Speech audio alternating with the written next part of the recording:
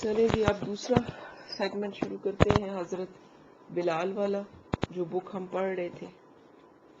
اس میں ہم نے اب آپ کو یاد ہے کہ ہم کہاں تک پہنچ چکے ہیں۔ ہجرت بھی ہو گئی، مکہ کا دور ہم نے دیکھا حضرت بلال کی زبانی، پھر ہجرت کا دور دیکھا، پھر مدینے میں آ کر کس طریقے سے مدینے میں ایک اسلامک ریاست بنی وہ دور ہم نے دیکھا، اور اس کے بعد پھر غزوات کا سلسلہ شروع ہو گیا، غزوہ بدر ہو گئی، غزوہ احد ہو گئی، اور اب ہم نے جو پڑھنا ہے وہ غزوہ احزاب ہے۔ اس کے بارے میں اب ہم انشاءاللہ آج پڑھیں گے۔ حضرت بلال کی زبانی، بسم اللہ الرحمن الرحیم۔ آج دمشق کے اس پرسکون فضا میں ان حالات کا تصور بھی مشکل ہے، لیکن ہجرت کے 5ویں سال موسم سرما میں جب مدینے میں عرب قبائل کی اجتماعی حملوں کی تیاری کی خبریں پہنچی تو ہماری پریشانی کی کوئی حد نہ رہی۔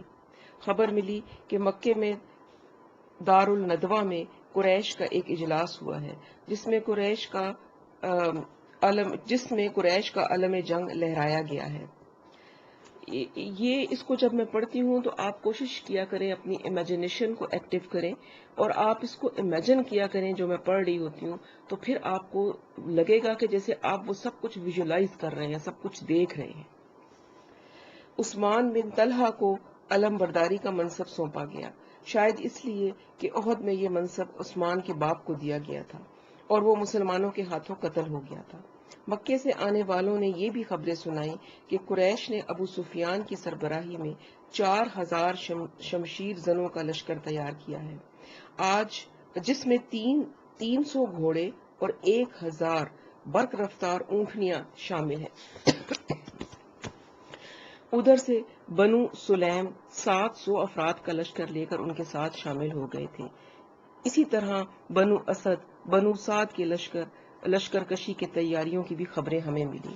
ساری خبریں یکجا ہوئی تو اندازہ ہوا کہ کم و بیش 10,000 کا لشکر ہے جو ابو سفیان کی قیادت میں مدینے پر حملہ کرنے کے لیے پر تول رہا ہے۔ صحرائے عرب میں یوں تو آئے دن کوئی نہ کوئی مارکا ہوتا رہتا تھا، لیکن فوج کشی کے لیے اتنا بڑا لشکر پہلے کبھی نہیں دیکھا گیا تھا، اور فوج کشی بھی ایسی کہ ان کی تعداد میں، ان کی رسل و رسائل کی سہولتوں میں، ان کے اسلحے میں، ان کے رسد کے انتظامات میں اور ہمارے وسائل میں زمین اور آسمان کا فرق تھا، اور شاید یہ آسمانی فرق ہی تھا جس نے ہماری اور ہمارے آفاقی دین کی لاج رکھ لی تھی۔ جو ہی قریش نے مکے سے کوچ کی تیاری کی، بنو خزاعہ کے چند گھوڑ سواروں نے برق رفتاری کے ساتھ صرف 4 دن میں مدینے کی مسافت طے کر کے حضور صلی اللہ علیہ وسلم کو تمام تفصیلات سے آگاہ کر دیا۔ اب گنا چنا وقت رہ گیا تھا، 1 ہفتے میں دشمن سر پر آن پہنچے گا۔ ایک ایک لمحہ قیمتی تھا۔ مسجد نبوی میں نبی کریم صلی اللہ علیہ وسلم نے اپنے رفقا کو مشورے کے لیے جمع فرمایا، بالکل ویسے ہی جیسے جنگ احد سے قبل انہوں نے اپنے ساتھیوں سے مشورہ کیا تھا۔ جنگ کی حکمت عملی پر مباحثہ ہوا اور نہایت غور و خوض کے بعد ہمارے قائدین نے سلمان فارسی کی رائے سے اتفاق فرمایا۔ سلمان کی تجویز یہ تھی کہ جنگ مدینے کے اندر رہ کر لڑی جائے۔ مدینے کے 3 اطراف تو پہاڑ ہیں جہاں سے حملہ نہیں ہو سکتا، صرف شمال کی سمت میں پہاڑ نہیں ہے۔ ہمارے دائیں بائیں کے دونوں پہاڑوں کے درمیان ایک ایسی گہری اور چوڑی خندق کھود دی جائے جس کا عبور سواروں اور گھڑ سواروں کے لیے ممکن ہی نہ ہو۔ انہوں نے بتایا کہ اہل فارس یہ طریقہ بہت کامیابی سے استعمال کرتے ہیں۔ چنانچہ اسی حکمت عملی پر عمل کیا گیا۔ خندق کے اس طرف جو قریبی مکان تھے خالی کرا لیے گئے۔ تمام عورتیں، بچے اور ضعیفوں کو خندق سے 2 فرلانگ کے فاصلے پر حویلیوں اور بڑے بڑے گھروں میں منتقل کر دیا گیا۔ خندق کی کھدائی میں جو چھوٹے بڑے پتھر نکلتے تھے انہیں دشمن پر برسانے کے لیے جگہ جگہ ڈھیر کرتے جاتے تھے۔ سلہ کی پہاڑی کے دامن سے بھی مناسب وزن کے پتھروں کو جمع کر کے ان ڈھیروں میں شامل کر دیا گیا جو بنو قریظہ سے باہمی تعاون کا معاہدہ تھا۔ ان سے کدالیں، بھاوڑے اور مٹی پھینکنے کے لیے کھجوریں رکھنے کی ٹوکریاں حاصل کی گئیں۔ منہ اندھیرے نماز فجر کے بعد کھدائی کا کام شروع ہو جاتا تھا جو مغرب تک جاری رہتا۔ کھدائی کرنے والوں نے اپنی قمیضیں اتار رکھی تھی۔ جب مٹی پھینکنے کے لیے ٹوکریاں کم پڑتی تو اپنی قمیضوں ہی میں مٹی بھر بھر کر پھینکتے چلے جاتے تھے۔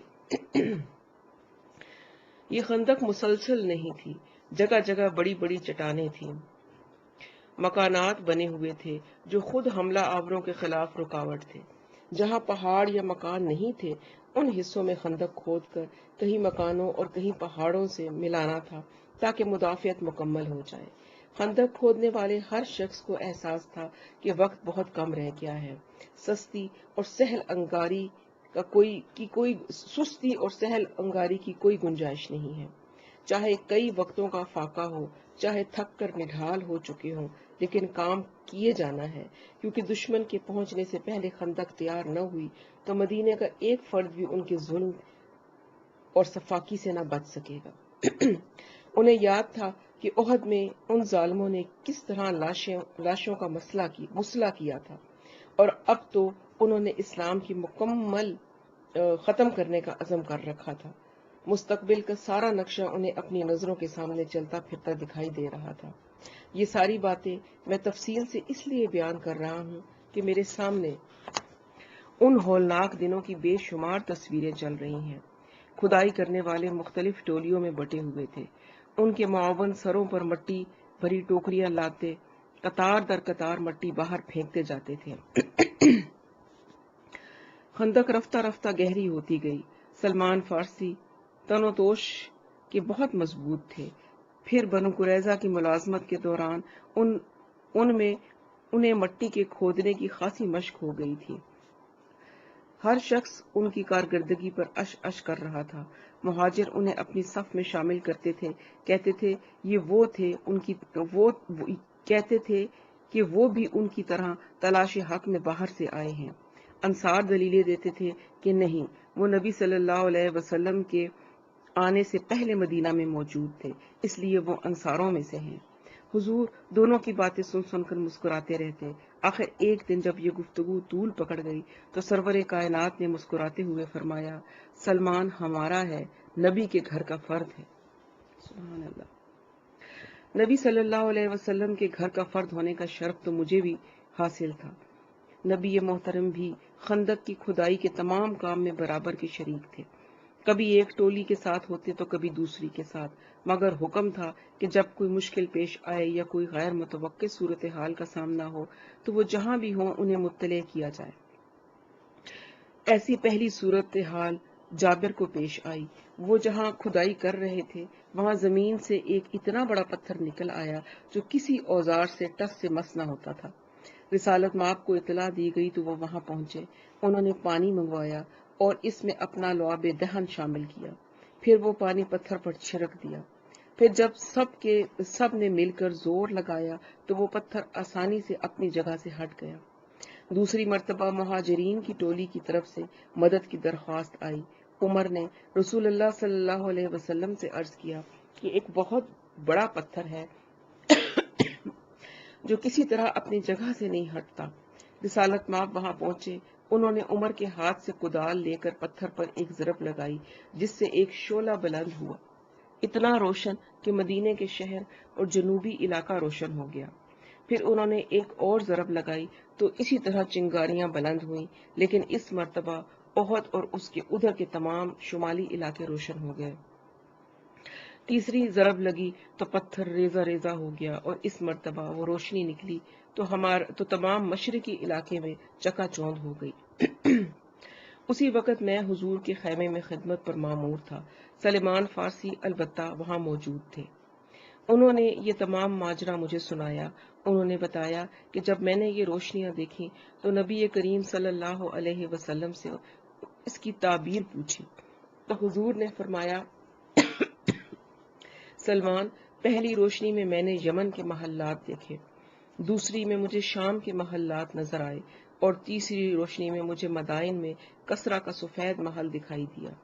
یہ اللہ تعالیٰ کی طرف سے مجھے بشارت ملی ہے کہ میرے لیے پہلی روشنی کے ذریعے یمن کی راہ کھول دی گئی ہے، دوسری کے ذریعے شام اور تیسری کے ذریعے مشرق کے راستے کھول دیے گئے ہیں۔ ہم میں سے پیشتر کو کئی کئی وقت کا فاقہ رہتا تھا، ادھر سخت محنت کشی ہمیں نڈھال کیے دیتی تھی۔ خود رسالت مآب صلی اللہ علیہ وسلم بھی کئی کئی وقت کے فاقے سے رہتے تھے۔ جب جابر نے ان سے پتھر ہلانے کے لیے مدد مانگی تھی تو انہیں کئی روز بعد رسول کریم صلی اللہ علیہ وسلم کو قریب سے دیکھنے کا موقع ملا تھا۔ حضور انہیں بہت کمزور دکھائی دیے۔ جابر نے گھر جا کر اپنی بیوی کو پریشانی کا حال سنایا تو انہوں نے کہا کہ ہمارے پاس تو صرف یہ ایک بھیڑ کا چھوٹا سا بچہ ہے اور کچھ بھی نہیں ہے۔ چنانچہ انہوں نے بھیڑ کے بچے کو ذبح کر کے پکا لیا اور جو پیس کر کچھ روٹیاں بنائیں۔ اس دن جب کام کرتے کرتے رات ہو گئی اور اندھیرے میں نظر آنا بند ہو گیا تو جابر رسول اللہ کے پاس گئے اور انہیں شام کے کھانے کی دعوت دی۔ جابر یہ قصہ بڑے شوق سے بیان کرتے تھے، کہنے لگے کہ رسول اللہ صلی اللہ علیہ وسلم نے میری ہتھیلی پر ہتھیلی رکھ دی، میری انگلیاں اپنی انگلیوں میں جکڑ لیں۔ میں نے تو صرف انہیں دعوت دی تھی مگر انہوں نے عام اعلان کر دیا کہ جابر کے یہاں ہم سب کی دعوت ہے۔ میں پریشان ہو کر گھر روانہ ہوا اور اپنی بیوی کو سارا ماجرا سنایا۔ بیوی نے ذرا توقف کے بعد سوال کیا کہ سب کو دعوت تم نے دی ہے یا حضور نے اپنی طرف سے دی ہے؟ میں نے کہا یہ ان کا اپنا فیصلہ تھا۔ بیوی نے یہ سن کر کہا تو پھر وہ بہتر سمجھتے ہیں۔ حضور 10 صحابہ کے ساتھ جابر کے گھر پہنچے۔ کھانا ان کے سامنے چن دیا گیا۔ انہوں نے اس پر اللہ کا نام لے کر برکت کی دعا فرمائی۔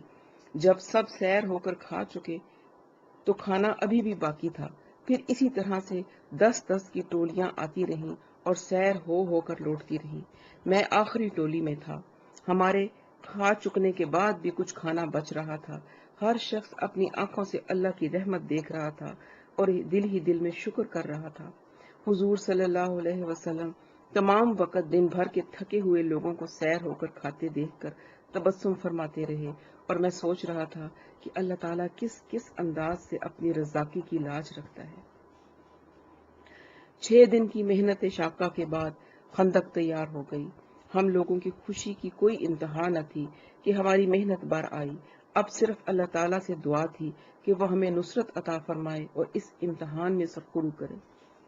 خندق مکمل ہوتے ہی حضور کریم صلی اللہ علیہ وسلم نے خندق کے ساتھ ہی پڑاؤ ڈالنے کا حکم دے دیا۔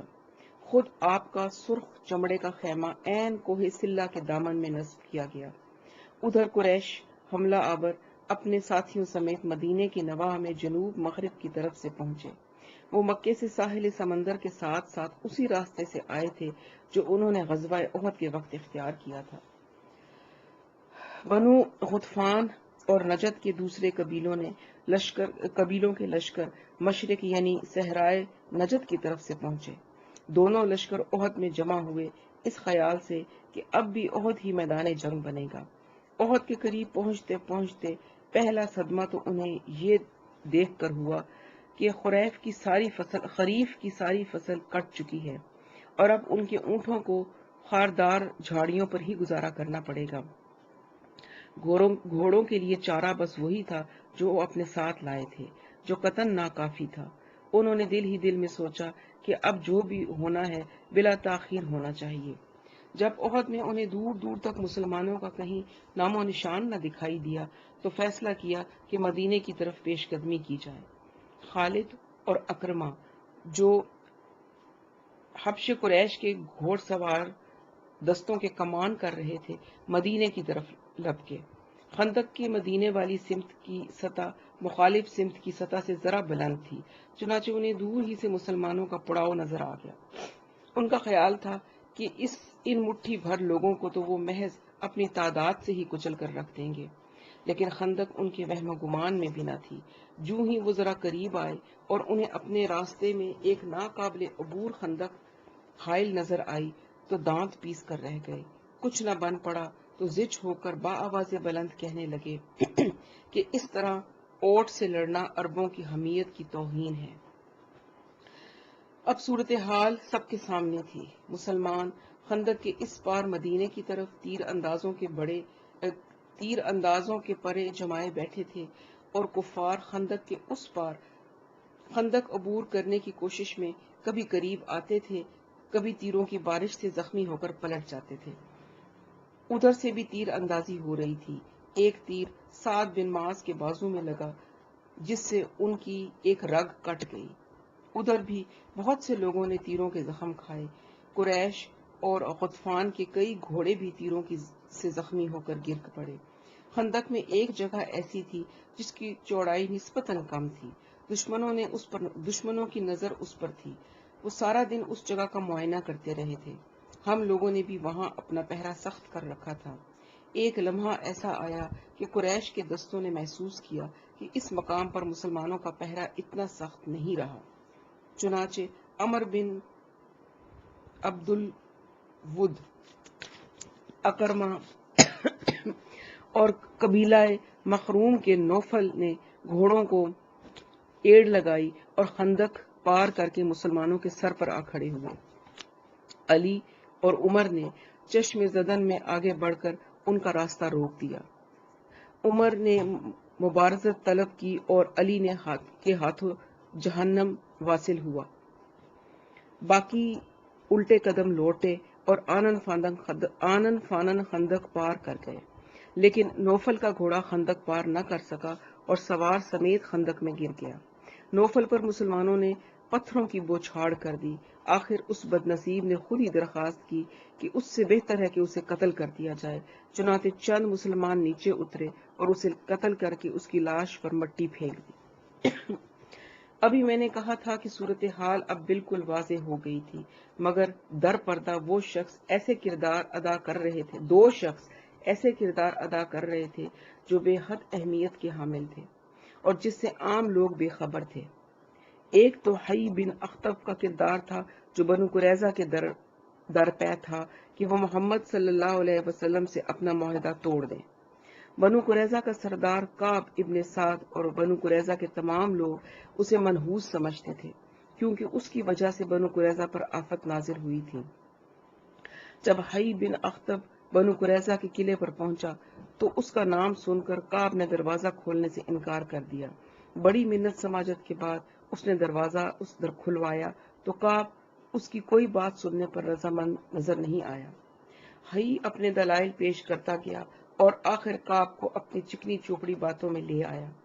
آخری بات اس نے یہ کی کہ اول تو قریش کی ناکامی کا کوئی امکان ہی نہیں، اور بالفرض اگر حجت کی خاطر مان بھی لیا جائے تو حی بنو قریظہ کے قلعے میں بنو قریظہ کے دوش بدوش محمد صلی اللہ علیہ وسلم کی انتقامی کاروائی کا مقابلہ کرے گا، ان کے ساتھ جان دے گا۔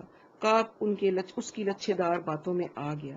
حی نے ان کا تحریری معاہدہ منگوایا اور اپنے ہاتھوں سے اس کو پھاڑ کر 2 ٹکڑے کر دیا۔ کعب نے جب اپنے قبیلے کے لوگوں کو یہ خبر سنائی تو ان میں سے اکثر نے اس کی مخالفت کی، مگر پس و پیش کا وقت اب گزر چکا تھا اور کعب نے کفار کی حمایت کی ٹھان لی تھی۔ خندق کے اس پار بنو قریظہ میں بھی منافقین کی خاصی تعداد اپنے کاموں میں سرگرم تھی۔ ان کی طرف سے رسول اللہ کے کانوں میں بھنک پڑی کہ اب بنو قریظہ معاہدہ منسوخ کر چکے ہیں، تو وہ بے حد پریشان ہو گئے۔ انہوں نے فوراً اوس کے سعد بن معاذ، خزرج کے سعد بن عبادہ اور زبیر اور اسید بن خضر کو اس ناگہانی خبر کی تصدیق کرنے کے لیے بھیجا۔ یہ لوگ بنو قریظہ کے پاس پہنچے تو انہوں نے انہیں رسالت مآب صلی اللہ علیہ وسلم کے خلاف نہایت توہین آمیز الفاظ استعمال کرتے سنا۔ بنو قریظہ نے ان کی ایک دلیل نہ سنی۔ واپس آ کر انہوں نے بڑی پردہ سے حضور کو صورتحال سے مطلع کیا۔ نبی کریم نے ان کی رودات سن کر با آواز بلند اللہ اکبر کا نعرہ لگایا اور مسلمانوں کو حوصلہ بلند رکھنے کی تلقین کی۔ دوسرا اہم کردار اس معرکے میں نعیم بن مسعود تھے، جو اس وقت سامنے آئے جب بنو قریظہ کی بدعہدی سے حضور بے حد پریشان تھے۔ دشمنوں کی صفوں میں بھی کچھ پریشانیاں تھیں۔ بنو غطفان کا قریش اور یہود سے کوئی اصولی معاہدہ نہیں تھا۔ وہ انہیں لوٹ مار اور خیبر کی فصل کے نصف حصے کا لالچ دے کر ساتھ لائے تھے۔ اب بنو غطفان محاصرے کے طول پر گھبرا رہے تھے۔ اپنی اور اپنے گھوڑوں اور اونٹوں کی خوراک کی کمی انہیں بدحال کیے ہوئے تھی۔ 2 ہفتے گزر چکے تھے، ہر روز ان کے کئی گھوڑے بھوک سے نڈھال ہو کر مر جاتے تھے۔ اس لیے انہوں نے اپنا ایک نمائندہ حارث غطفانی محسن عالم صلی اللہ علیہ وسلم کی طرف بھیجا اور کہا کہ اگر آپ ہم کو مدینے کی کھجوروں کی فصل سے نصف حصہ دینے پر رضامند ہوں تو ہم اپنے گھروں کو واپس لوٹ جائیں گے، مگر انصار مدینہ اس پر راضی نہ ہوئے۔ نعیم بن غطفان کی شاخ بنو اشجع کے فرد تھے اور اپنے قبیلے کے ساتھ اس مہم میں ان کے شریک تھے۔ جنگ احزاب ہی کے دنوں میں انہوں نے اپنے قلب میں اسلام کی روشنی محسوس کی اور ایک دن بے قرار ہو کر چھپتے چھپاتے مدینے پہنچے اور سرور دو عالم کے خیمے میں حاضر ہو گئے۔ نبی کریم صلی اللہ علیہ وسلم انہیں دیکھ کر حیران ہوئے اور پوچھا کہ کیسے آنا ہوا۔ نعیم نے اپنا مدعا بیان کیا اور بیعت کر کے باقاعدہ حلقہ اسلام میں داخل ہو گئے۔ قلب میں اسلام کی شمع جلی تو اسلام کا درد بھی محسوس ہوا۔ حضور سے پوچھنے لگے کہ دریں حالات میں وہ دین کی کیا خدمت بجا لا سکتے ہیں، تو آپ نے ان سے فرمایا کہ اسلام دشمن قبائل میں جس طرح ممکن ہو پھوٹ ڈال دو۔ نعیم نے پوچھا کہ اگر مجھے اس سلسلے میں تھوڑی بہت دروغ گوئی کر کے کسی کو فریب دینا پڑے تو؟ حضور نے فرمایا جنگ تو ہے ہی سراسر فریب۔ نعیم سیدھے ابو سفیان کے خیمے میں پہنچے اور کہنے لگے کہ میں نے کچھ باتیں سنی ہیں جن کا آپ کو علم ہونا چاہیے۔ ابو سفیان نے وضاحت چاہی تو انہوں نے سخت رازداری کا وعدہ لے کر کہا کہ مجھے اطلاع ملی ہے کہ بنو قریظہ مسلمانوں سے معاہدہ توڑ کر اپنے فیصلے پر بہت پچھتا رہے ہیں، بے حد پشیمان ہیں، اور اب وہ مسلمانوں کے خلاف اپنی سابقہ کارروائی کی تلافی کے راستے ڈھونڈ رہے ہیں۔ انہوں نے طے کیا ہے کہ کس طرح قریش اور غطفان کے چند اہم لوگ حاصل کیے جائیں اور انہیں محمد کے حوالے کر دیا جائے تاکہ وہ انہیں قتل کر کے بنو قریظہ کی خطا معاف کر دیں۔ اٹھتے اٹھتے پھر انہوں نے ابو سفیان سے وعدہ لیا کہ وہ ان کے تمام گفتگو سیغہ راز میں رکھیں گے۔ وہاں سے اٹھ کر نعیم سیدھے بنو غطفان کے پاس پہنچے اور انہیں بھی وہ کچھ کہا جو ابو سفیان سے کہا تھا اور ان سے بھی رازداری کا وعدہ لے لیا۔ ابو سفیان سیانہ آدمی تھا مگر اس کے دل میں شک کی لکیر پڑ گئی۔ وہ بے حد فکر مند ہو گیا۔ اس کا ایک رنگ آتا تھا اور ایک جاتا تھا۔ دوسرے ہی دن اس نے بنو قریظہ کو پیغام بھجوایا کہ کل صبح حملے کے لیے تیار ہو جائیں۔ وہاں سے صاف جواب مل گیا کہ کل تو یوم سبت ہے، لڑائی کا سوال ہی پیدا نہیں ہوتا۔ اس کے علاوہ اب وہ آئندہ بھی اگر جنگ میں شریک ہوئے تو اس شرط پر ہوں گے کہ پہلے بنو قریش اور بنو غطفان اپنے کچھ بندے ان کے حوالے کر دیں۔ اب تو ابو سفیان کا شک پورے یقین میں بدل گیا۔ نعیم کی بتائی ہوئی ایک ایک بات درست معلوم ہونے لگی۔ ادھر نعیم ابو سفیان اور بنو غطفان سے گفتگو کے بعد چھپتے چھپاتے ہمارے خیمے میں پہنچے۔ میں نے حضور کو ان کی آمد کی اطلاع دی۔ حضور نے فوراً باریابی کی اجازت عطا فرمائی۔ نعیم نے بڑی تفصیل سے اپنی کارروائی کی رودات سنائی۔ ہم سب تو ان کی گفتگو سے لطف اٹھا ہی رہے تھے، لیکن نبی صلی اللہ علیہ وسلم بہت زیادہ لطف اندوز ہو رہے تھے۔ خاص طور پر ابو سفیان سے نعیم کی ملاقات کی تفصیل سن کر سرور کائنات بے حد محظوظ ہوئے۔ ان کا پور پور مسکرا رہا تھا۔ ابو سفیان حضور کا بچپن کا ساتھی تھا، دونوں ساتھ پلے بڑے تھے۔ وہ اس شعلہ خو کے مزاج سے واقف تھے، اس کی کمزوریوں سے آشنا تھے، اس کی حد سے بڑی ہوئی انا کو جانتے تھے۔ انہیں اندازہ تھا کہ وہ جب کسی بات پر اڑ جاتا ہے تو کسی کی نہیں سنتا۔ خود پرستی کی حد تک بڑی ہوئی تھی، اس کے خمیر کا حصہ تھی۔ خود کو عقل کل سمجھتا تھا، اپنی غلطی تسلیم کرنا اس کے لیے تقریباً ناممکن تھا۔ حضور بار بار نعیم سے تفصیل دہرانے کو کہتے، فرماتے اچھا تو جب تم نے یہ کہا تو پھر ابو سفیان نے کیا کہا؟ جب تم نے پہل بات چھیڑی تو اس کا رد عمل کیا تھا؟ تم نے پہل بات کیسے شروع کی؟ اٹھ کے آئے تو ابو سفیان کے چہرے پر کیا تاثر تھا؟ یہ بات مسکرا کر بار بار پوچھتے۔ ہم سب کے سر سے بھی ایسا محسوس ہوتا تھا جیسے کوئی بہت بڑا بوجھ ہلکا ہو گیا ہو۔ آویزشوں کی بنیاد پڑ گئی تھی اور دشمنوں کے درمیان ایک دوسرے پر اعتبار اٹھ گیا تھا، جو ان حالات میں ہمارے لیے ارحم الراحمین کا احسان عظیم تھا۔ اب ہمیں احساس ہو چلا تھا کہ دشمن کی مہم جوئی عملاً بے اثر ہو چکی ہے۔ 3 دن اور گزر گئے اور صورتحال میں کوئی تبدیلی نہیں ہوئی۔ صرف یہ اطلاع ملتی رہتی تھی کہ یہود اور قریش نے جو بھانمتی کا کنبہ جوڑا تھا اور جس کو یہ یقین دلایا گیا تھا کہ بس ایک دن کا کام ہے، مسلمانوں کو ختم کر کے لوٹ مار کر کے اور فاتح اور کامران اپنے اپنے گھروں کو واپس چلے جائیں گے، وہ کنبہ اب بے یقینی کا شکار ہو کر ایک دوسرے سے منحرف ہوتا چلا جا رہا تھا اور اب انہیں کسی کامیابی کا یقین نہیں رہا تھا۔ ہمارے اپنے خیموں میں بھی بھوک اور سردی سے حالت خراب ہو رہی تھی۔ خالق اور مالک کائنات سے دعائیں مانگتے تھے کہ یہ عذاب جلد ختم ہو۔ نبی پاک ساری ساری رات عبادت اور دعاؤں میں گزارتے تھے۔ پھر جو ہوا وہ تاریخ کا حصہ ہے، مجھے اس کی تفصیل میں جانے کی ضرورت نہیں۔ کیسے ایک یک بستہ رات میں برق و بار کا طوفان آیا اور کیسے دشمن کا ایک ایک خیمہ اکھڑ کر ہوا کے تھپیڑوں میں اڑتا چلا گیا۔ کیسے دشمن کے سب سے بڑے سرغنہ ابو سفیان نے محاصرہ توڑ کر واپس جانے کا اعلان کیا اور کسی کے جواب کا انتظار کیے بغیر خود مکے کی طرف روانہ ہو گیا۔ حضور کے حکم پر حذیفہ خندق کے اس پار گئے اور اپنی آنکھوں سے سارا معجرہ دیکھ کر حضور کو سنایا۔ ہم سب نے کلمہ شکر ادا کیا۔ صبح رسول کریم نے مجھے اذان دینے کا حکم دیا۔ اذان میں جب میں نے اللہ اکبر کے الفاظ ادا کیے تو خندق کے پار خیموں کی تباہی اور دشمن کی پسپائی کا منظر مجھے اللہ اکبر کی تفسیر دکھائی دیتا تھا۔ دھندلی روشنی میں صاف نظر آ رہا تھا کہ ادھر کوئی زیرو موجود نہیں ہے، تمام خیمے اکھڑ پڑے ہیں۔ چاروں طرف بکھرا ہوا ساز و سامان گواہی دے رہا تھا کہ غنیم کس افراتفری کے عالم میں فرار ہوا ہے۔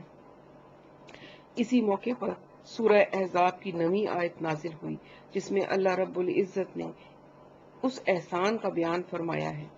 اذان کے بعد اقامت ہوئی، ہادی برحق نے امامت فرمائی۔ ہر شخص دل ہی دل میں شکر کے ہزار سجدے کر رہا تھا۔ سب کی آنکھیں رحمان اور رحیم کے کرم سے اشکبار تھیں۔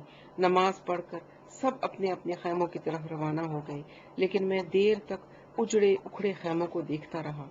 میرے لبوں پر یہ کلمہ جاری تھا کہ لا حول ولا قوت الا باللہ العلی العظیم، جسے میں اکثر رسول اللہ کے منہ سے سنا کرتا تھا۔ میں دیکھ رہا تھا اور سوچ رہا تھا کہ وقافہ بربک ہادی و نذیر اللہ، بلند و برتر کے سوا کوئی اور طاقت اور قوت نہیں ہے۔ وہی نصیر ہے، وہی سمیع ہے، وہی یکتا ہے، دلوں کے راز جاننے والا وہ طاقت رکھتا ہے کہ وہ جو چاہے وہ کر سکتا ہے۔ میں اپنے خیالات کی روح میں بہا جا رہا تھا۔ خالق کائنات کے گمراہ مخلوق اللہ سبحانہ وتعالیٰ کی منشا اور ارادے کے خلاف کیا کیا چالیں چلتی ہے، کدھر کا رخ کرتی ہے، نہیں جانتی کہ مشرق بھی اللہ کا ہے اور مغرب بھی، شمال بھی اور جنوب بھی، سب کچھ اسی مالک کے کون و مکان کی ملک ہے، وہ ہر جگہ موجود ہے۔ میں پتہ نہیں کتنی دیر انہی خیالوں میں گم رہتا کہ میرے کانوں میں کوچ کا اعلان گونجا۔ اعلان سنتے ہی میں حضور کی خدمت میں حاضر ہو گیا اور کوچ کے انتظامات میں لگ گیا۔ حضور کے خیمے کا سارا سامان اور خیمہ اکھاڑ کر اونٹ پر لادا اور ان کی ساتھ ہم سب مدینے کا ہم نے رخ کیا۔ راستے بھر سوچتا رہا کہ اللہ سبحانہ و تعالیٰ کا مجھ پر کتنا کرم ہے کہ نصرت اور کامرانی کی ایک اور اذان میرے حصے میں آئی۔ سبحان اللہ۔ یہ تھا جنگ احزاب۔ آگے انشاءاللہ کل سفر حدیبیہ کا پڑھیں گے۔